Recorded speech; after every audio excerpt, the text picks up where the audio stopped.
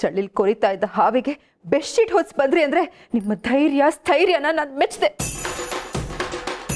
Great great ಮಾವ ನೀವು. ಅಮ್ಮ, ತಾತ ಏನದಕ್ಕೆ ಚಳಿ ಆಗ್ತಿದೆ ಅಂತ ಬೆಡ್ಶೀಟ್ ಹೊತ್ತಿಲ್ಲ. ಭಯಕ್ಕೆ ಏನ್ ಮಾಡ್ಬೇಕು ಅಂತ ಗೊತ್ತಾಗ್ಲಿಲ್ಲ, ಅದಕ್ಕೆ ಬೆಡ್ಶೀಟ್ ನ ಹಾವ್ ಮೇಲೆ ಬಿಸಾಕ್ಬಿಟ್ಟು ಬಂದ್ರು. ಅಪ್ಪ, ಈಗ ಹಾವು ಬೆಡ್ಶೀಟ್ ಕೆಳಗಡೆ ಇದೆ. ಈಗೇನು ಮಾಡೋದು? ಏನ್ರಿ ಮಾಡೋದು? ಅಪ್ಪ, ಏನ್ ಮಾಡೋದು? ಓ ನಿಲ್ಸಿ, ನಾನೇನು ಒಂದ್ ಮಾಡ್ತೀನಿ. ಏನ್ ಮಾಡ್ತೀಯಾ? ಹೇಗಿದೆ ಅಂತ ನೋಡ್ಕೊಂಡ್ ಬರ್ತೀನಿ. ನಿಂತ್ಕ, ಅಲ್ಲಿರೋದು ಹಾವು ಕಣೋ. ಏನು ಹಾಸ್ಟ್ಲು ಹುಡುಗರು ಸಿನಿಮಾನ ಏನು ನೋಡ್ಕೊಂಬರ್ತೀನಿ ಅನ್ನೋದಕ್ಕೆ. ಅಪ್ಪ, ಯುದ್ಧಕ್ಕೋಗೋ ಮಗನ್ನ ಗುದ್ದಕ್ಕೋಗೋ ಗೂಳಿನ ತಡಿಬಾರ್ದು. ಮತ್ತೆ ಗೆದ್ದು ಬಾ ಅಂತ ಆಶೀರ್ವಾದ ಮಾಡು.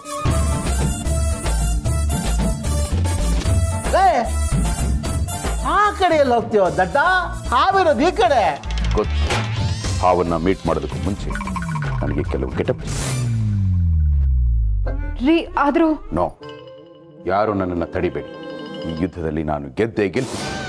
ನಾನು ಹಾವ ಅಂತ ನೋಡೇ ಬಿಡ್ತೀನಿ. ಅಯ್ಯೋ ದೇವ್ರೆ, ಇವನು ಯುದ್ಧಕ್ಕೆ ಹೋಗ್ತಾನೋ ಅಥವಾ ಉದ್ದಕ್ಕೆ ಬಲಕ್ಕೆ ಬರ್ತಾನೋ ಗೊತ್ತಿಲ್ಲ. ಮಾವ ಬಿಡ್ತು ಬಿಡ್ತು ಅನ್ನಿ. ಬಿಡ್ತು ಬಿಡ್ತು.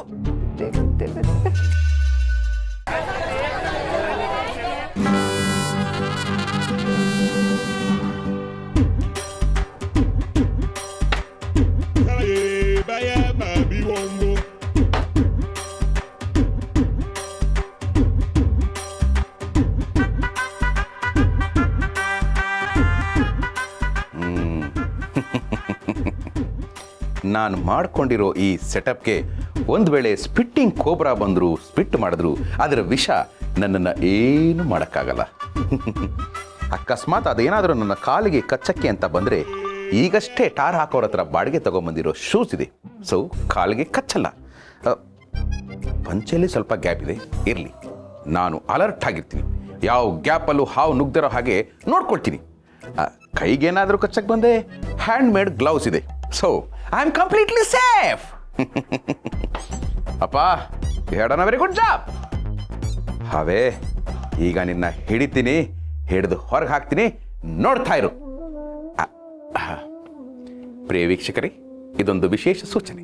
ದಯವಿಟ್ಟು ಇದನ್ನು ನಿಮ್ಮ ಮನೆಗಳಲ್ಲಿ ಪ್ರಯತ್ನ ಪಡಬೇಡಿ. Please don't try this at home. ಇದನ್ನ ಟೆಕ್ನಿಕಲಿ ಅಡ್ವಾನ್ಸ್ಡ್ ಆಗಿರೋ ಟೆಕ್ನಿಷಿಯನ್ಸ್ ಮಾಡುವಂಥ ಕೆಲಸ, ಅಂದರೆ ನಂತರದವ್ರು ಮಾಡುವಂಥ ಕೆಲಸ. ನೀವೇನಾದರೂ ಮಾಡಕ್ಕೆ ಹೋದ್ರೆ ಅನ್ಯಾಯವಾಗಿ ಹಾವು ಥರ ಕಚ್ಚಿಸ್ಕೋತೀರಾ. Please take care. ಹಾವೇ, ಈಗ ನಿನಗೆ ಸಾವೇ.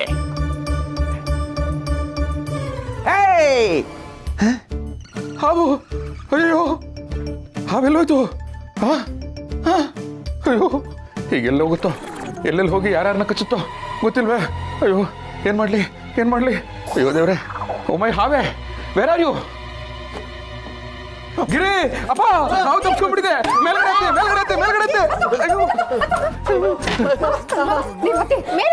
ಅಲ್ಲಮ್ಮ, ಮಂಚ ಚಿಕ್ಕದು, ಎಲ್ರು ಹತ್ತಕ್ಕಾಗತ್ತ? ಅಯ್ಯೋ ಅಪ್ಪ, ಚಿಕ್ಕದು ಅಂತ ನನಗೆ ಗೊತ್ತು, ನಿನಗೆ ಗೊತ್ತು. ಹಾವು ಗೊತ್ತಾ? ಹತ್ತಪ್ಪ.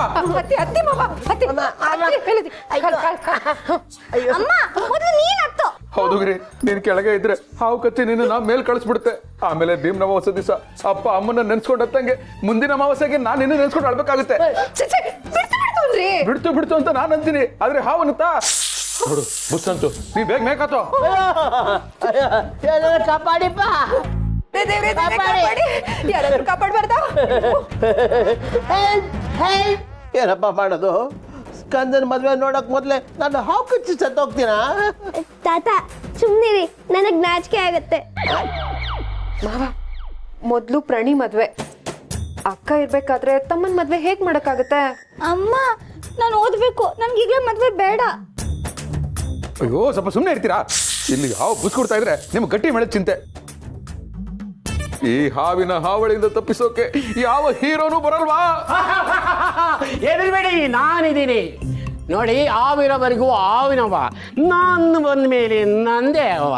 ಕೆರೆ ಹಾವು, ನಾಗರಾವು, ಮಿಡಿನಾಗರ, ಉಸಿರು ಮಂಡ್ಲ, ಕೊಳತ್ ಮಂಡ್ಲ, ಅನುಕೊಂಡ, ಹೂವಿನ ಕೊಂಡ, ಎಂಥದೇ ಹಾವಿರ್ಲಿ ಎಡದೆ ಕೈಲಿ ಹಿಡಿದು ಬೀಸಾಕ್ಬಿಡ್ತೀನಿ. ಆದರೆ ಒಂದು ಕಂಡೀಷನ್. ಏನು? Payment 10,000 rupees. That's all. 10,000? ಹೇಗಿರಿ ನಾನು ಕೆಲಸ ಬಿಟ್ಟು ಇವರಿಂದ ಹೊಟ್ಟೋಗ್ತೀನಿ ಕಡೆ ಚೆನ್ನಾಗಿ ವರ್ಕೌಟ್ ಆಗುತ್ತೆ ಅನ್ಸುತ್ತೆ. ಯಾಕಪ್ಪ ನಾನು ಹೊಟ್ಟೆ ಮೇಲೆ ಹೊಡಿಯಕ್ಕ? ಮತ್ತೇನೇನಯ್ಯ 10,000 ಅಂತೆ 10,000. ಏನಪ್ಪ ನೀನು 10,000 ಕೊಟ್ರೆ ನಿಜವಾದ ಹಾವೇ ಬರುತ್ತೆ. ಅಮ್ಮ ಗಿರಿಜಾ, ಈಗ ಬಂದಿರೋ ನಿಜವಾದ ಹಾವೇ. ಅಯ್ಯ ಅಯ್ಯ, ನೀನು ಏಕ್ದಮ್ 10,000 ಕೇಳ್ತಲ್ಲ, ಇದು ನ್ಯಾಯವೇನ್ಯ? ನೋಡಪ್ಪ 10,000 ರೂಪಾಯಿ ಸಿಕ್ಕಾಬಿಡೆ ಕಾಸ್ಟ್ಲಿ ಆಗೋಯ್ತು. ಒಂಚೂರು ಕನ್ಸೆಷನ್ ಕೊಡು, 500 ರೂಪಾಯಿ ಕೊಡ್ತೀನಿ, ಹಿಡ್ಕೊಂಡು ಹೋಗ್ಬಿಡು. ಹಿಡ್ಕೊಂಡೋಕೇನು ಹಸುನ ಕುರಿನೋ? ಹಾವು ನಾಗರಾವು ಕಚ್ಚಿದ್ರೆ ಕಚಕ್, ಕುಡ್ಕಿದ್ರೆ ಪಚಕ್. ನೋಡಿ, ಈ ನಾಗರ ಪಂಚಮಿ ದಿನ ಈ ಮನೆಗೆ ಹಾವು ಬಂದಿದೆ. ನನ್ಗೆ ಅನ್ಸುತ್ತೆ ಈ ಮನೇಲಿ ಯಾರಿಗೋ ನಾಗದೋಷ ಇದೆ ಅನ್ಸುತ್ತೆ. ಹೌದು, ನಮ್ಮ ಅಪ್ಪಂಗೆ ನಾಗದೋಷ ಇದೆ. ಏಯ್ ಸುಮ್ಮನೆ, ನಾಗದೋಷನ ಒಳ್ಳೆ ತಾಂತ್ರಿಕ ದೋಷ ಅನ್ನೋ ತರ ಹೇಳ್ತಾವನೆ. ನೋಡಿದ್ರ ಸಾರ್, ದೋಷ ಇರೋದಕ್ಕೆ ನಾವು ಬಂದಿರೋದು. ಇದು ಯಾವುದೋ ದೇವರು ಹಾವು ಇರಬೇಕು. ಇದು ಹಿಡಿಯೋದು ಬಹಳ ಕಷ್ಟ ಆಗುತ್ತೆ. No compromise. 15,000 ರೂಪಾಯಿ ಕೊಟ್ಬಿಡಿ. ಏನಯ್ಯ, ರಿಯಲ್ ಎಸ್ಟೇಟ್ ಕೂಡ ಇಷ್ಟು ಸಡನ್ ಆಗಿ ರೈಸ್ ಆಗಲ್ಲ. ಒಂದೇ ಸರಿ ನಿಂತ ಜಾಗದಲ್ಲಿ 5,000 ರೈಸ್ ಮಾಡ್ತಾ ಇದ್ಯಾ? ಹಾವು ಕಚ್ಚಿ ವಿಷಯಕ್ಕಿಂತ 5,000 ರೂಪಾಯಿ ರೇಸ್ ಮಾಡೋದು ಏನ್ ತಪ್ಪೇನಿದೆ ಸರ್? ಏನೋ ಮಕ್ಳಿದ್ದಾರೆ, ವಯಸ್ಸಾದರೆ ಹಾವು ಕಳೆದು ಸಾಯೋದಕ್ಕಿಂತ 15,000 ರೂಪಾಯಿ ಕೊಡೋದ್ರಲ್ಲಿ ತಪ್ಪೇನಿದೆ? ಮುಚ್ಚಯ್ಯ ಬಾಯ್. ಬ್ಲ್ಯಾಕ್ ಮೇಲ್ ತರ ನನಗೆ ಸ್ನೇಕ್ ಮೇಲ್ ಮಾಡ್ತೀಯ. 15,000 ಅಲ್ಲ, 15 ರೂಪಾಯಿ ಕೊಡಲ್ಲ. ಮಗ ಹೇಳಿದೆ ಕೊಡಲ್ವಾ? ಇಲ್ಲ. ಯಾಕೆ? ಕಚ್ಚುತ್ತೆ.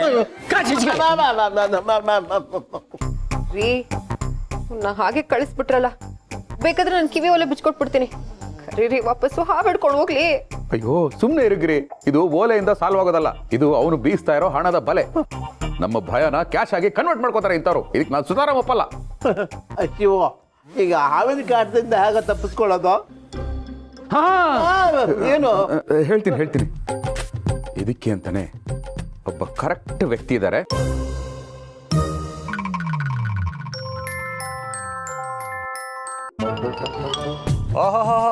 ಶಿವಗಳು ಅಲ್ಲ, ಹಾವುಗಳು.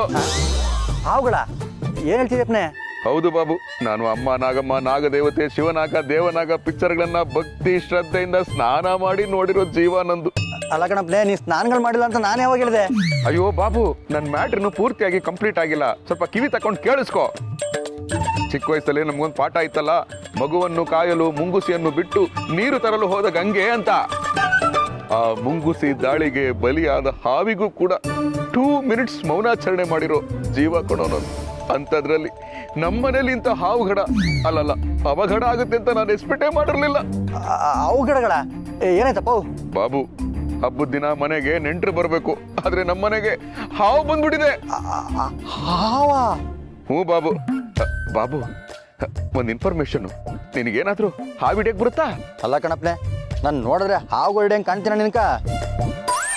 ಅಮ್ಮಮ್ಮ ಅಂದ್ರೆ ನೊಣಗಳು, ಚಿಟ್ಟೆಗಳು, ನಾಯಿಗಳು ಇವುಗಳನ್ನ ಹಿಡಿದೀನಿ. ಇನ್ನೂ ಭಯಂಕರವಾದದ್ದು ಅಂದ್ರೆ ಹಾವುಗಳು ರೂಪದಿರೋ ಪಡವಲ್ಕಾಯಿಗಳನ್ನ ಹೆದರ್ಕೊಂಡು ಹಿಡ್ಕೊಂಡಿದ್ದೀನಿ ಅಷ್ಟೇ. ಹಾವುಗಳೆಲ್ಲ ಚಾನ್ಸ್ಗಳಿಲ್ಲ ಪೌ.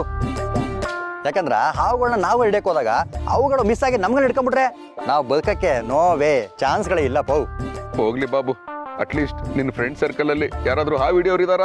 ಅಲ್ಲ ಪೌ, MLAಗಳಾಗೋ ಕೆಪಾಸಿಟಿಗಳಿಲ್ಲ ಅಂದ್ರೆ ತಲೆಗಳು ಯಾಕೆ ಕೆಡಿಸ್ಕೋಬೇಕು? MLAಗಳಾಗೋರ್ಕ ಓಟ್ಗಳಾಗೋ ಕೆಪಾಸಿಟಿಗಳು ಇರ್ತವೆ. ಹಂಗ ನನಕ ಹಾವುಗಳಿರೋ ಕೆಪಾಸಿಟಿಗಳು ಇಲ್ಲ. ಆದ್ರೆ ಹಾವುಗಳು ಹಿಡಿಯೋರ್ನ ಕಳಿಸ್ಕೊಡೋ ಕೆಪಾಸಿಟಿಗಳು ಐತೆ. ಹಾವುಗಳು ಹಿಡಿಯೋರ್ನ ಕಳಿಸ್ಕೊಡ್ತೀನಿ, ಹಾವುಗಳನ್ನ ಹಿಡ್ಕೊಂಡು ಹೋಗ್ತಾರೆ. ಡೋಂಟ್ ವೆರಿಗಳ ಪೌ. ಆಹಾ ಬಾಬು, ಅಷ್ಟು ಮಾಡು, ಪುಣ್ಯ ಕಟ್ಕೋ. ಒಬ್ಬಳನ್ನ ಕಟ್ಕೊಂಡೆ ಹೇಗೆ ಕಾಯ್ತಾ ಇಲ್ಲ, ಇನ್ನು ಪುಣ್ಯಗಳನ್ನ ಬೇರೆ ಕಟ್ಕೊಬೇಕಾ? ಆಯ್ತಪ್ಪನೆ, ಇನ್ನೂ ಒಂದು ಕೆಲಸಗಳು ಮಾಡೋ. ಕಣ್ಗಳನ್ನ ಮುಚ್ಕೊಂಡು 5 ಎಣ್ಸು, ಆಮೇಲೆ ನೋಡು. ಏನ? ಹಾವ್ನ.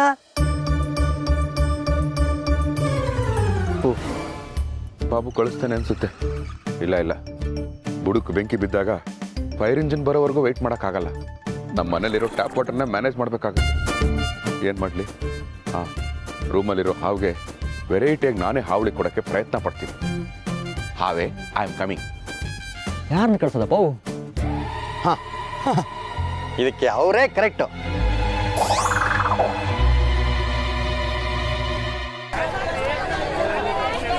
ಅಯ್ಯೋ, ಆ ಹಾವು ಎಲ್ಲಿ ಸೇರ್ಕೊಂಡ್ಬಿಟ್ಟಿದ್ಯಾನೋ, ನನಗೆ ಭಯ ಆಗ್ತಿದೆ. ಲೋ ಶಿವ, ಅದು ಯಾರೋ ಬರ್ತಾರೆ ಅಂದ್ರಲ್ಲಿ ಯಾಕೋ ಬರಲಿಲ್ಲ? ಓ, ಬರ್ತಾರೆ ಇರಪ್ಪ, ನೀನು ಸುಮ್ಮನೆ ಎದುರಿಸ್ಬೇಡ ನನಗೆ.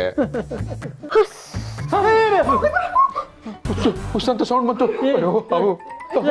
ಯಾಕೋ ನನಗೆ ಎದುರಿಸಿದ್ಯಾ? ಅಪ್ಪ ನಾನಪ್ಪ ಸೌಂಡ್ ಮಾಡಿದ್ದು ಸುಸ್ತಾಯ್ತು, ಅದಕ್ಕೆ ಹುಸ್ ಅಂತ ಉಸಿರು ಬಿಟ್ಟೆ. ಹೇಯ್ ಇನ್ಮೇಲೆ ನಿನಗೆ ಸುಸ್ತಾದ್ರೆ ಬೇರೆ ಏನಾದರೂ ವೆರೈಟಿಯಾಗಿ ಸೌಂಡ್ ಮಾಡು, ಹುಸ್ಸ ಅಂತ ಹೇಳ್ಬೇಡ. ಲೇ ಮೆತ್ತೆ ಮಾತಾಡು. ಹಾವು ಕೇಳಿಸ್ಕೊಬಿಟ್ಟು ಬಂದು ಕಚ್ಬಿಟ್ಟಾಯ್ತು. ಹೆದರಬೇಡಿ,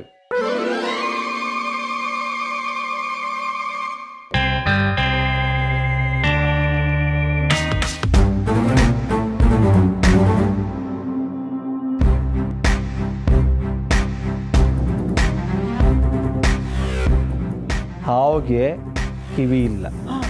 ನೀವೆಷ್ಟೇ ಜೋರಾಗಿ ಕಿರ್ಚಿದ್ರು ಹಾವಿಗೆ ಕಿವಿ ಕೇಳಲ್ಲ. ಹಾವು ಬಂದಾಗ ಎಷ್ಟೇ ಕಿರ್ಚಿ ಪರವಾಗಿಲ್ಲ, ಆದರೆ ಆಕೃತಿ ಮಾತ್ರ ಆ ಕಡೆ ಈ ಕಡೆ ಓಡಾಡಿದ್ರೆ ಅದು ಆ ಕಡೆ ಈ ಕಡೆ ತನ್ನ ತಲೆ ಆಡ್ತದೆ. ಅಂಕಲ್, ನೀವು ಹಾವಿಗೆ ಕಿವಿ ಇಲ್ಲ, ನಾವೇನೇ ಕೂಗಾಡಿದ್ರು ಕಿರ್ಚಾಡಿದ್ರು ಅದು ಕೇಳ್ಸಲ್ಲ ಅಂತಿದ್ದೀರಲ್ಲ, ಮತ್ತೆ ಅದ್ರ ಮುಂದೆ ಪುಂಗಿ ಯಾಕೆ ಕೂಗ್ತಾರೆ? ಪುಂಗಿ ಊದುವಾಗ ಹಾವು ಕೂಡ ಆ ಕಡೆ ಈ ಕಡೆ ತಲೆ ಅಲಾಡ್ಸುತ್ತಲ್ಲ, ಯಾಕೆ? ಕಂದ, ಹಾವು ಆಡ್ಸೋದು ಪುಂಗಿ ಯಾಕೆ ಕೂತಾರೆ ಅಂದರೆ, ಅವನು ಸಂತೆಲಿ ಅಲ್ಲಿ ಇಲ್ಲಿ ಹಾವು ಆಡಿಸುವಾಗ ಜನಗಳನ್ನು ಅಟ್ರಾಕ್ಟ್ ಮಾಡೋಕ್ಕೋಸ್ಕರ ಪುಂಗಿ ಊದ್ತಾನೆ. ಆ ಪುಂಗಿ ಸೌಂಡ್ ಕೇಳಿದ್ರೆ ನಿಮ್ಮಂಥ ಮಕ್ಳು ಏನು ಮಾಡ್ತಾರೆ, ಅಪ್ಪಾಪ ಅಲ್ಲಿ ಹಾವು ಆಡಿಸಿದ್ರೆ ನೋಡೋಣ ಬಾ ಅಂತ. ಹಾವು ಹೆಡೆನ ಆ ಕಡೆ ಈ ಕಡೆ ಆಡಿಸುತ್ತೆ. ಯಾಕೆ ಅಂದರೆ ನೋಡು, ಪುಂಗಿ ಇಟ್ಕೊಂಡು ಆಬ್ಜೆಕ್ಟ್ ಈ ಕಡೆ ಮೂವ್ ಆದಾಗ ಆ ಆಬ್ಜೆಕ್ಟ್ ಯಾವ ಕಡೆ ಓಡಾಡುತ್ತೆ ಆ ಕಡೆ ಹಾವು ಹೆಡೆನ ಅಲ್ಲಾಡ್ಸುತ್ತೆ. ಹಾವಿಗೆ ಕಿವಿ ಖಂಡಿತ ಇಲ್ಲ.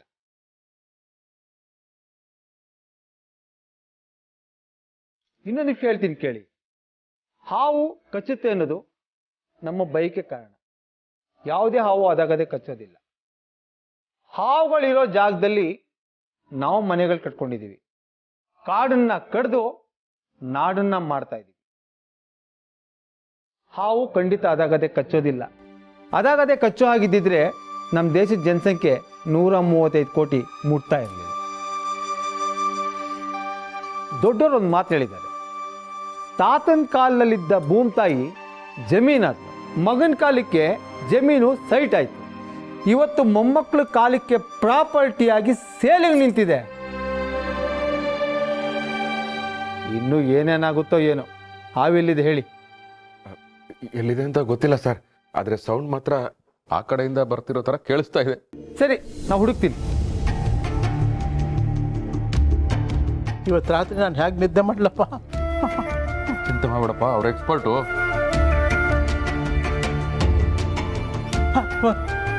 ಓ ಸಾರ್, ಹಾವು ಹಿಡಿದ್ರ ಸಾರ್? ಹಾವು ಹಿಡಿದೆ ಅನ್ಬೇಡಿ, ಹಾವು ರಕ್ಷಣೆ ಆಯಿತು. ಏಪ್ಪ, ಸದ್ಯ ನಾವೆಲ್ಲ ಬದುಕೊಂಡ್ವಿ ಸರ್. ಬದುಕಿದ್ದು ನೀವಲ್ಲ, ಬದುಕಿದ್ದು ಹಾವು. ನೀವು ಹಾವು ಹಿಡಿಯೋರು ಅಂತ ಹೇಳ್ಬೇಡಿ, ಹಾವಿನ ರಕ್ಷಕರು ಅಂತ ಹೇಳಿ. ನಾವು ಸ್ನೇಕ್ ಕ್ಯಾಚರ್ಸ್ ಅಲ್ಲ, ಸ್ನೇಕ್ ರೆಸ್ಕ್ಯೂವರ್. ಮನುಷ್ಯಗಿಂತ ಕೆಟ್ಟ ಪ್ರಾಣಿ ಇದೆಯಾ ಜಗತ್ತಲ್ಲಿ? ಆಹಾ, ಮುತ್ತಿನಂಥ ಮಾತು. ಸಮಯಕ್ಕೆ ಸರಿಯಾಗಿ ದೇವರ ಹಾಗೆ ಬಂದು ನಮ್ಮನ್ನು ಅವನು ಇಬ್ಬರನ್ನು ಕಾಪಾಡ್ದೆಪ್ಪ. ದೇವರು ಎಲ್ಲರ ಹತ್ರನೂ ಬರ್ತಾನೆ, ಒಳ್ಳೆಯವ್ರ ಹತ್ರ ಮಾತ್ರ ಸಮಯಕ್ಕೆ ಸರಿಯಾಗಿ ಬರ್ತಾನೆ. ಸರ್, ಹಾವು ಕಚ್ಚಿದ್ರೆ ಏನು ಮಾಡಬೇಕು? ಅಕಸ್ಮಾತ್ ಹತ್ರದಲ್ಲಿ ಯಾವ ಹಾಸ್ಪಿಟಲ್ ಇಲ್ಲ ಅಂದರೆ ಬೇರೆ ಏನು ಆಪ್ಷನ್ ಇರುತ್ತೆ? ಕಂದ, ಹಾವು ಕಚ್ಚಿದ ತಕ್ಷಣ ಆ ಕಚ್ಚಿರ್ತಕ್ಕಂಥ ಭಾಗವನ್ನು ಸಾಬೂನಿನ ನೀರು ಡೆಟಾಲಲ್ಲಿ ಕ್ಲೀನ್ ಮಾಡಬೇಕು. ಹಾವು ಕಚ್ಚೋದು ಸಾಮಾನ್ಯ ಬೆರಳು ತುದಿಯಿಂದ ಮೊಣಕೈ ತನಕ, ಕಾಲು ಹೆಬ್ಬೆಳಿಂದ ಮಂಡಿ ತನಕ ಕಚ್ಚುತ್ತೆ. ಯಾಕೆ ಅಲ್ಲಿಗೆ ಕಚ್ಚುತ್ತೆ ಅಂದರೆ, ಪ್ರಪಂಚದಲ್ಲಿ ಅತಿ ಅಂಜುಬುರ್ಕ ಪ್ರಾಣಿ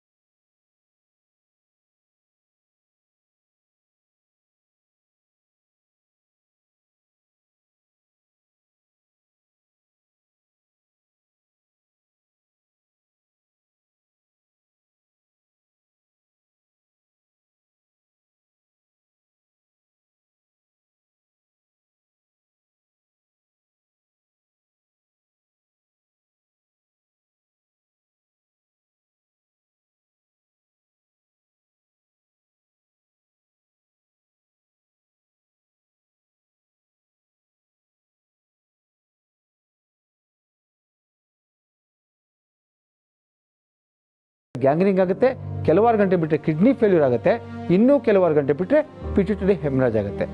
ಇವತ್ತು ನಾವು ಹಾಸ್ಪಿಟ್ಲಿಗೆ ಕರ್ಕೊಂಡು ಹೋಗೋ ತನಕ ಆ ವ್ಯಕ್ತಿಗೆ ಧೈರ್ಯವನ್ನು ಹೇಳ್ತಾ ಕರ್ಕೊಂಡು ಹೋಗಬೇಕು.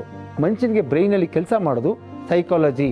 ನಿನಗೆ ಬದುಕ್ತೀಯಾ, ಹಾಸ್ಪಿಟ್ಲಿಗೆ ಕರ್ಕೊಂಡು ಹೋಗ್ತಾ ಇದ್ದೀನಿ, ನಿಂಗೆ ಏನೂ ಆಗಲ್ಲ ಅಂತ ಹೇಳ್ಕೊಂಡು ಕರ್ಕೊಂಡೋದ್ರೆ ಆದಷ್ಟು ಬೇಗ ಗೋಲ್ಡನ್ ಟೈಮ್ ಗೋಲ್ಡನ್ ಸೆಕೆಂಡಲ್ಲಿ ಕರ್ಕೊಂಡೋದ್ರೆ ಖಂಡಿತ ಆ ವ್ಯಕ್ತಿನ ನಾವು ಉಳಿಸ್ಕೋಬೋದು ಕಂದ. ನನಗೂ 4 ಬಾರಿ ಹಾವು ಕಚ್ಚಿದೆ. ನಾನು ಮೈಸೂರಿನ KR ಹಾಸ್ಪಿಟ್ಲಿಗೆ ಅಡ್ಮಿಟ್ ಆಗಿ ಅಲ್ಲಿರ್ತಕ್ಕಂಥ ಸ್ಟಾಫ್ ನನ್ನೆಲ್ಲ ಉಳಿಸಿದರೆ ಆ ಆಸ್ಪತ್ರೆಗೆ ನಾನು ಚಿರಋಣಿಯಾಗಿದ್ದೀನಿ. ಅಂದಾಗೆ ಯಾವ್ಯಾವ ಸಮಯದಲ್ಲಿ ಹಾವು ಬರುತ್ತೆ? ಹಾವಿಗೆ ಸಮಯ ಅನ್ನೋದಿಲ್ಲ. ಬೆಳಿಗ್ಗೆ ಬರ್ಬೋದು, ರಾತ್ರಿ ಬರ್ಬೋದು, ಯಾವಾಗ ಬೇಕಾನೆ ಬರುತ್ತೆ. ಹಾವು ಸಾವು ಯಾವಾಗ ಬರುತ್ತೆ ಅಂತ ಯಾರು ಹೇಳೋಕ್ಕಾಗಲ್ಲ. ಸಾವು ತೊಗೊಂಡೋಗಕ್ಕೆ ಯಮ ಬಂದರೆ ಹಾವು ತೊಗೊಂಡೋಗಕ್ಕೆ ಶ್ಯಾಮ ಬರ್ತಾನೆ. ಆಹಾ, ತುಂಬ ಚೆನ್ನಾಗಿ ಹೇಳಿದ್ರಿ. ಸರಿ, ನಾನಿನ್ನು ಬರ್ತೀನಿ.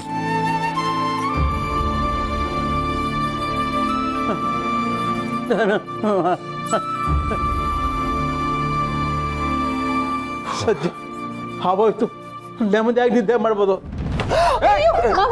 ಅಪ್ಪ ಯಾಕೆ ನೀನು ಗಾಬರಿ ಆಗ್ತಾ ಇದೆಯಾ? ಹೋಯ್ತು, ಟೆನ್ಷನ್ ಮಾಡ್ಕೋಬೇಡ. ಕರ್ಕೊಂಡು ಹೋಗ್ರ ನೀವು. ಇಟ್ಕೊಳಪ್ಪ. ಸದ್ಯ ಎಲ್ಲ ಸರಿ ಹೋಯ್ತಲ್ಲ.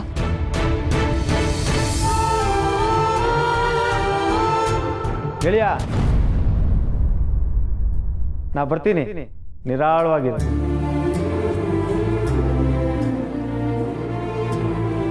ಗೆಳೆಯ, ನಾ ಬರ್ತೀನಿ. ನಿರಾಳವಾಗಿದೆ. ಇವ್ರು ನನ್ನ ಗೆಳೆಯ ಅಂದ್ರಲ್ಲ. ಶಿವಪ್ರಸಾದ್, ಭಗವಂತ,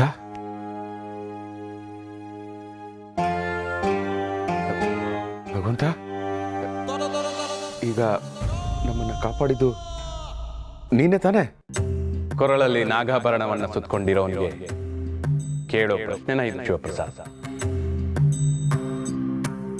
ಗೊತ್ತಾಯ್ತು. ಹಾಗಾದ್ರೆ ಅವ್ರ ರೂಪದಲ್ಲಿ ಬಂದು ನಮ್ಮನ್ನ ಕಾಪಾಡಿದ್ದು ನೀನೇ. ಎಲ್ಲರಲ್ಲೂ ನಾನೇ ಇದ್ದೀನಿ ಶಿವಪ್ರಸಾದ್. ಆಪತ್ಕಾಲದಲ್ಲಿ ನಿಮ್ಮನ್ನ ರಕ್ಷಣೆ ಮಾಡಕ್ ಬಂದಿರುವ ಆ ಆಪತ್ ಬಾಂಧವನಲ್ಲೂ ನಾನೇ.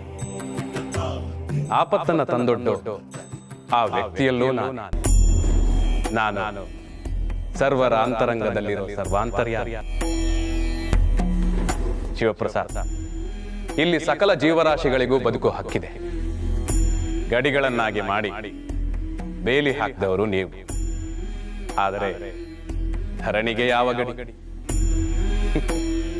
ಇಲ್ಲಿ ಎಲ್ಲ ಜೀವರಾಶಿಗಳಿಗೂ ಎಲ್ಲೇ ಇಲ್ಲದೆ ಎಲ್ಲೆಡೆಯಲ್ಲಿಯೂ ಓಡಾಡಬಾರದು. ಅದು ಗಿರಿ ಶಿಖರ ಪರ್ವತವೇ ಆಗಿರಲಿ, ಕಾಡು ಮೇಡು ನಾಡು ಮನೆ ಮಠವೇ ಆಗಿರಲಿ. ನಾಗಪಂಚಮಿಯಲ್ಲಿ ಪೂಜೆ ಮಾಡೋ ನಾಗದೈವ ನಿಜ ಸ್ವರೂಪವಾಗಿ ಮನೆಗೆ ಬಂದಾಗ ಭಯ. ಆಕಳುಗಳು ಮನೆಗೆ ನುಗ್ಗಿದಾಗ ಅದನ್ನ ಓಡಿಸೋ ನೀವು ನಿಮ್ಮ ಗೃಹ ಪ್ರವೇಶದ ಸಂದರ್ಭದಲ್ಲಿ ಒತ್ತಾಯಪೂರ್ವಕವಾಗಿ ಗೋಮಾತೆಯನ್ನ ಮನೆಗೆ ಕರೆಸ್ಕೋತೀರ. ನಿಮ್ಮಷ್ಟು ಸ್ವಾರ್ಥ ಜೀವ ಬೇರೊಂದಿಲ್ಲ ಶಿವಪ್ರಸಾದ್. ನನಗೆ ಕಾಲಿಲ್ಲ ಅಂತ ಅಸಹಾಯಕತೆ ತೋರಿಸ್ತಾರೆ. ಆದ್ರೆ ನಾನು ಹಾವುಗಳಿಗೆ ಕಾಲೇ ಕೊಟ್ಟಿಲ್ಲ. ನನಗೆ ಕಿವಿ ಕೇಳಿಸಲ್ಲ. ಮುಂದಿನ ಜೀವನ ಹೇಗೆ ಅನ್ಕೋತಾರೆ. ಆದ್ರೆ ನಾನು ಹಾವುಗಳಿಗೆ ಕಿವಿಯೇ ಕೊಟ್ಟಿಲ್ಲ. ಬಲಿಷ್ಠವಾದ ದೇಹವಿಲ್ಲ. ಆಹಾರವನ್ನ ಜಿಗಿಯೋದಿಕ್ಕೆ ಸರಿಯಾದ ಹಲ್ಲುಗಳೂ ಇಲ್ಲ. ಸೀಳು ನಾಲಗೆ. ಇಷ್ಟೆಲ್ಲ ಕೊರತೆ ಇದ್ರೂ ಹಾವುಗಳು ವಿಭಿನ್ನವಾಗಿ ನಿಲ್ಲೋದು ಯಾಕೆ? ಅವುಗಳಲ್ಲಿರೋ ಆತ್ಮವಿಶ್ವಾಸ. ಎದುರುಗಡೆ ಇರೋದು ಎಷ್ಟೇ ದೈತ್ಯ ಪ್ರಾಣಿಯಾದ್ರೂ ಹೆಡೆಯೆತ್ತಿ ನಿಲ್ಲೋ ಆ ಧೈರ್ಯ ನಿಮಗೆ ಸ್ಫೂರ್ತಿಯಾಗಬೇಕು. ಯಾವಾಗ ತಲೆ ಎತ್ತಬೇಕು, ಯಾವಾಗ ತಲೆ ಬಗ್ಗಿಸ್ಬೇಕು ಎಂದು ಹಾವುಗಳಿಂದ ನೀವು ಕಲ್ತ್ಕೋಬೇಕು.